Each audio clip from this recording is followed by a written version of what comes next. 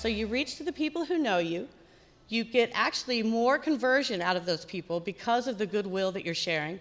And at the end of that marketing day, you have so much more time, money, and energy left to re-engage, to keep people happy. And that, in turn, brings more into the funnel. It's no longer shaped like this. It's shaped like this. And those are better leads.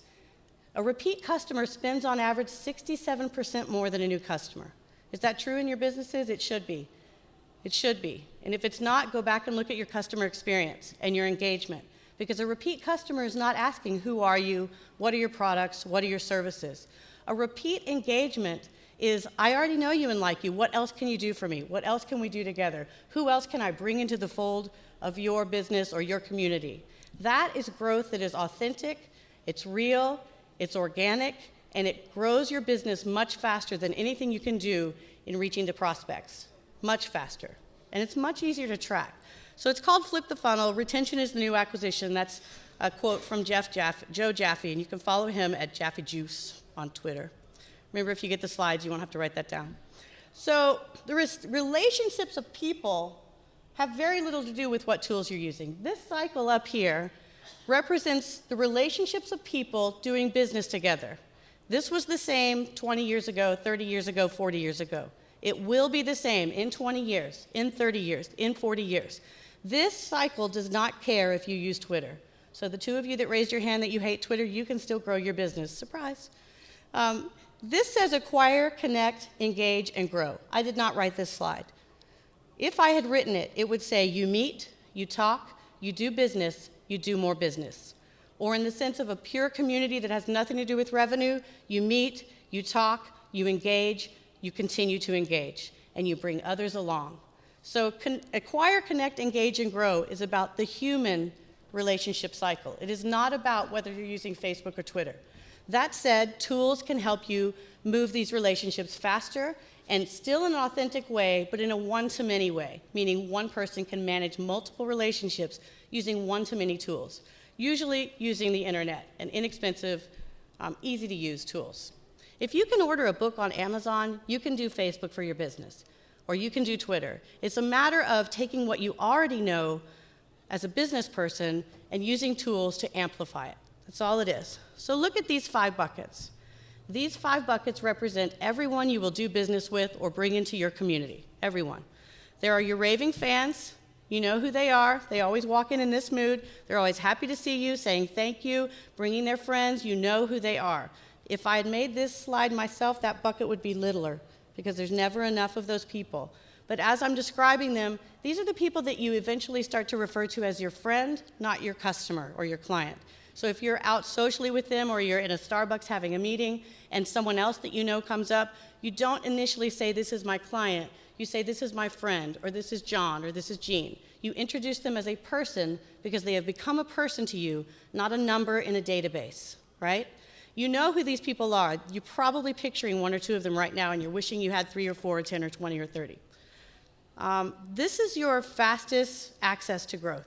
This is where your time and your money and your energy are best spent. It's the smallest number of people, I understand that, and it goes against the old paradigm of reach to as many as you can. I understand that. But if you will give it 1 month of investing your time, your money, and your energy into these people who are already glad to see you and are already telling others about you, you will see growth that will justify continuing to put the time, money, and energy into these people.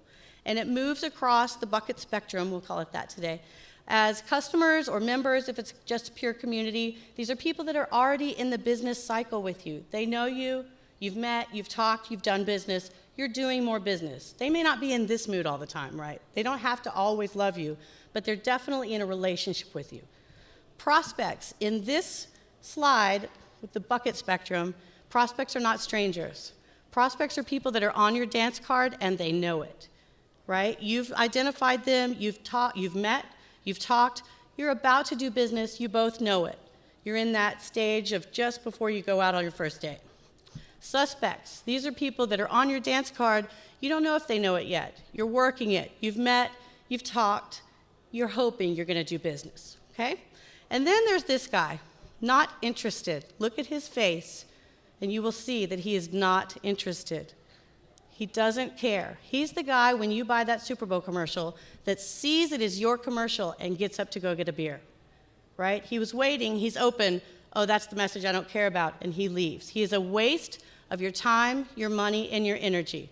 Not as a human, let me point that out, but as a marketing prospect, okay? I have to say that because I did have a class one time where a woman stopped me on this slide to take a picture because that man in the stock photo is her nephew.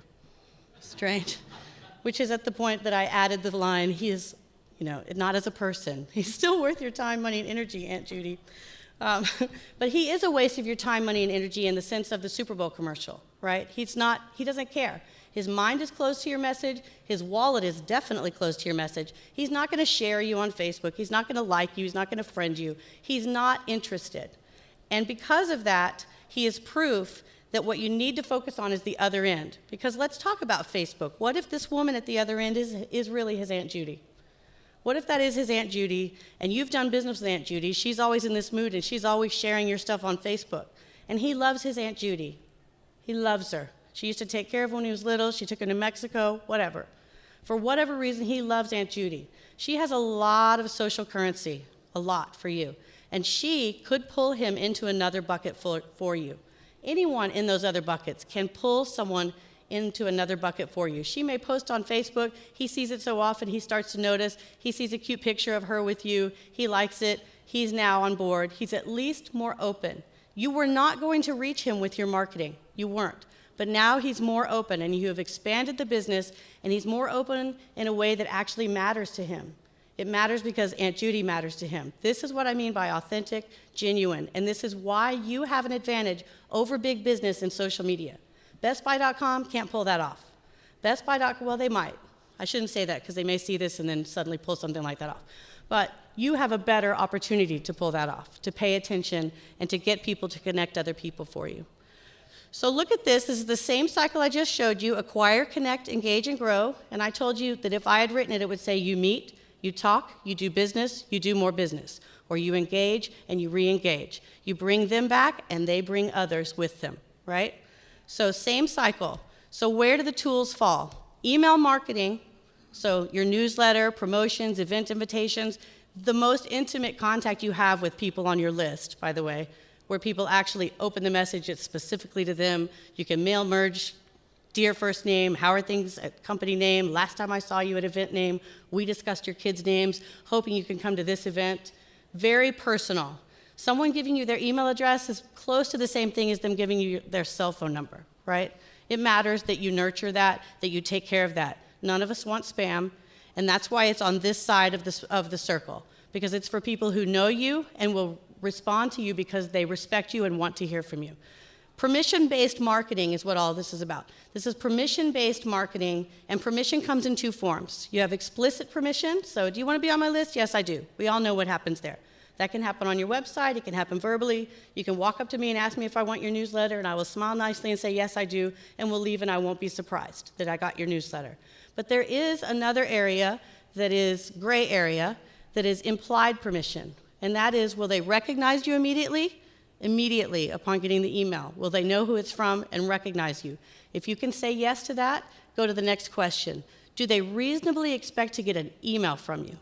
If you can honestly say yes to that, you have implied permission to email them for promotional purposes.